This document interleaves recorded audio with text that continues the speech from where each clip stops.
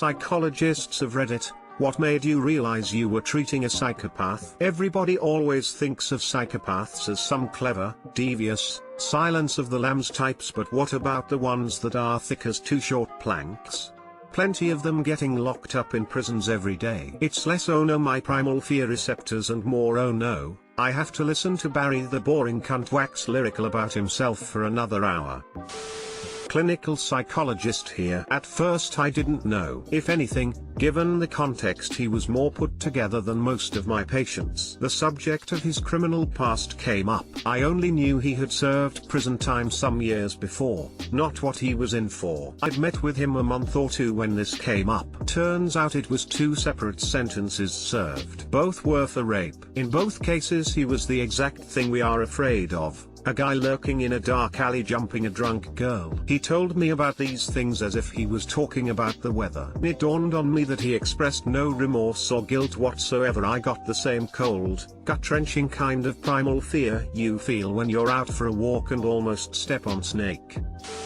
When I was a student, we had an interview with a lady that killed her baby child with a handgun because it cried so much that she couldn't take it. At first we weren't told that she was a psychopath, and we were just told to listen to her side of the story. She was reading us from her journal that she made while she was in the institution. Not once did she mention that she was sad that her baby died, or how what she did was bad. She was just reading angry thoughts about her husband that left her and turned her in the police about what she did. She was justifying the killing because the baby was so unbearable, and once she mentioned that she was angry and mad that her husband did not believe her, that she didn't have any other choice but to kill the baby. She was very smart and well spoken, and the whole time she was speaking she was trying to make us feel sorry for her for being locked up. Later learned that sometimes she was lying about not killing her baby and other times just brag about it, depending on who she was speaking with. Very normal looking person and very good speaker. Edit. Wow, was not expecting this much upvotes. So to answer some of your questions, I am not from the US and I don't think her name will matter to any of you. She was not schizophrenic nor had postpartum psychosis. If she did, she would have felt any kind of remorse about what she did,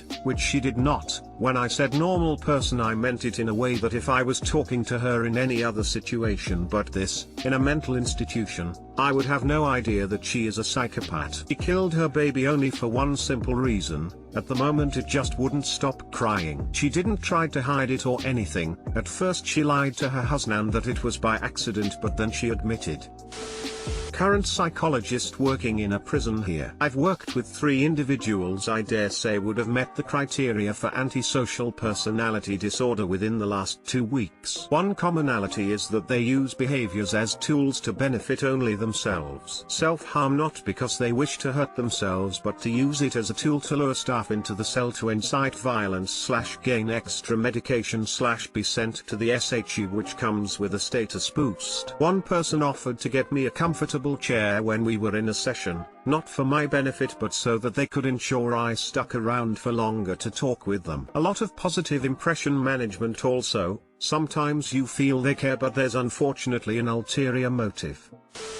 When telling that he kept thinking about how killing people would be more fun than lame animals, stray cats and dogs and everything else he could catch. Only 11 years old. My mum worked with a boy, 12 to 13 at the time, who had killed animals. He'd raped a sheep then cut its throat. He'd molested his younger brother. He was big for his age and wouldn't be allowed to be alone with female staff because he would always try to manipulate them and test his strength against them in subtle ways. He'd try to hug them but squeeze to see if they were strong enough to get out of it. They would often find drawings in his room of women tied up and mutilated. He wasn't allowed human-like toys anymore because he'd always destroy them, hang them, tie them up. The staff have all said it's only a matter of time before he actually kills a human, and at present there's nothing they can do about it because when he hits 16 he'll no longer be in their care. They had a certain degree of sympathy for him due to his upbringing. His mother was a junkie and would often sell him and his brother to pedophiles. They'd pick the boys up in a car,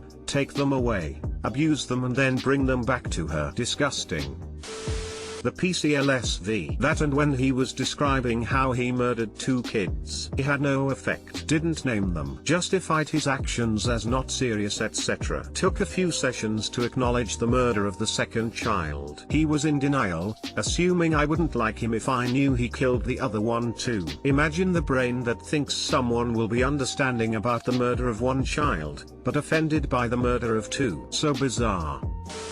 Not a psych, but I was in the room where my mum was being evaluated. Well, I wasn't in the room, it was like a police interrogation room with a one-way glass. I was there because they needed to interview me for an outsider's perspective. Anyways, my mum got arrested on suspicion to commit a violent crime. To set the scene, she was handcuffed to a table and she was pissed. She's always had volatile anger issues due to heavy drug and alcohol use. She was being talked to, questioned, all this other stuff. I was there for about 3 hours. She kept running this lady in circles to divert her from the actual problem. She was insanely calm, answering questions about various things that would scare a normal person. She barely showed empathy for anything and it was terrifying for me to watch. I knew she wasn't right in the head anyways. She was abusive to both my brother and I. But seeing how she handled the situation at hand, I'm glad I got out of there, or it would have gotten much worse. I haven't talked to her in about 4 years, but she's tried to get in contact. I can't trust her and don't think I ever will again. Not a psychologist, but a nurse who sees way too many psych cases. One time I had a PT who was brought in after trying to break into a family's house while they were home. He was on my telemetry unit because his electrolytes were out of whack and he was acting like he didn't remember trying to bust into an entire family's house with them home. He was getting antsy, but the hospital I worked at had a stupid fall risk policy that kept patients in bed, even if they were young/healthy/capable of being responsible for their fall. Mental health patients like to pace, especially when they start to feel like they're using it. So, anyway, I'm trying to keep dude in bed because if his feet touched the floor a loud alarm would go off, pushing his crazy ass closer to the edge. So, I'm in there trying to talk to him and de-escalate. We're talking and he tells me he is a bad person, that his cat was mutilated and his sister asked what happened to it and he told her the dog did it. But, he told me that his secret is that he did it. He killed the cat so bad that it looked like a dog ripped it to pieces. He also shared with me that he knew what he was doing when he tried breaking into the family's home, and that he wants to hurt people. Of course, I shared this info with the hospitalist and the psychologist and, naturally, he was discharged free and clear the next day. No follow-up with the law or outpatient psych. Gotta love it. I am a mental health professional working in corrections, max security facility. In my experience, psychopaths will have this predatory stare, especially when they are trying to manipulate you. It is completely unnerving and hard to describe to someone unfamiliar with this population. They also tend to be narcissistic and overly charming, making a point to be overly friendly with you. Psychopaths be in here taking notes on how to not get caught. Plot twist, it was a psychopath who wrote the question in the first place. Twist, it was you. I'm onto you op. Manipulate the psychologists into telling you how to avoid being caught out. Classic psychopath maneuver. And I'm onto you, trying to undermine op and make him self-doubt, in your never-ending drive to manipulate and control others. Okay, so what's the difference between psychopathy and narcissism?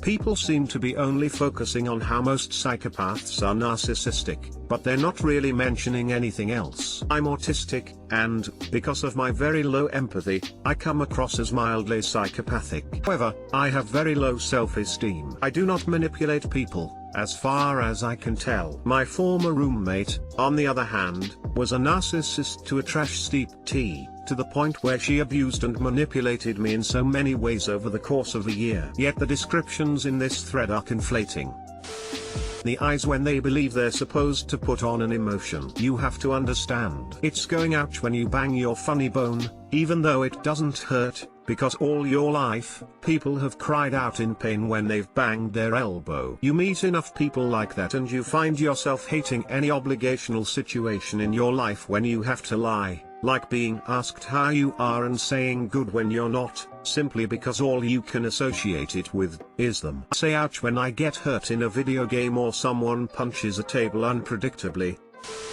I typed out a long response to this but then deleted it because I couldn't really describe it without giving too many details away. One thing I will say is that psychopaths aren't all your classic murderous criminals. Sometimes the nicest people you'll meet are psychopaths, and it's all an act to manipulate you to do what they want, or think a certain way about them, because that makes them feel like they've won and or are superior to you. Watch out for the nice guys. I did debate in college and my partner was like this: handsome, charismatic, popular around campus. He was always very cheerful and friendly, but I found him very frustrating the longer I knew him, because he never seemed to listen to me and would sometimes make stupid mistakes as a result. There were a handful of times when I chewed him out, and he never had a legitimate emotional response. He just gave these cold, empty assurances. It's hard to describe exactly, but after a few months of knowing him I began to develop a bad feeling about him. He was great at disguising his lack of empathy, so it took that long before I realized how off he could be. We had one team session where we opened up about our worst qualities, and he told us he's always collected people. He doesn't really care about them, but prizes being liked and the elevated status that comes with it. He works in politics now. I'm not a psychologist, but I know a few, have studied it extensively, and my sister works with MH in the police. He told me he tried to care how people feel, but he doesn't know how that would even come about. How do you know you care for someone? How do you not feel indifferent? He just said he has 3 emotions: indifference, anger and pity.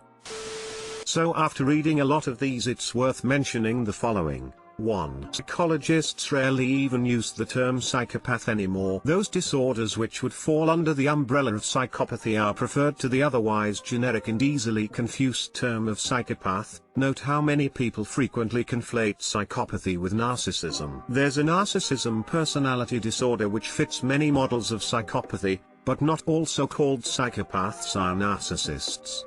2. It often doesn't take training in psychology to spot so-called psychopaths. Formal training is needed to diagnose and treat it, but our brains are highly tuned to pick up on small things that our higher consciousness is often otherwise unaware of. This isn't to say that we should purely trust our gut. We're more often wrong than we'd like to admit, but how we feel about first impressions is often very important. 3. Far more people exhibit features of various psychopathic personality disorders than most realize. The vast majority of these people, however, live fairly ordinary, productive lives and don't exhibit violent tendencies. It has even been argued that psychopaths are an important evolutionary element, giving us people who can detach themselves from the human experience in order to provide valuable insights or behaviors the rest of us couldn't fathom. 4. Most of us will go through periods in our lives in which we often exhibit many symptoms of a personality disorder. But these are merely moments, they don't truly impact our lives in the way that a true disorder does. When describing some of the awful things he had done to people, he didn't express remorse, regret, or even anger. He expressed disdain. He was disdainful of people that he had irreparably harmed because he did not get enough out of it. He used them for his own ends and he genuinely believed that they had failed him.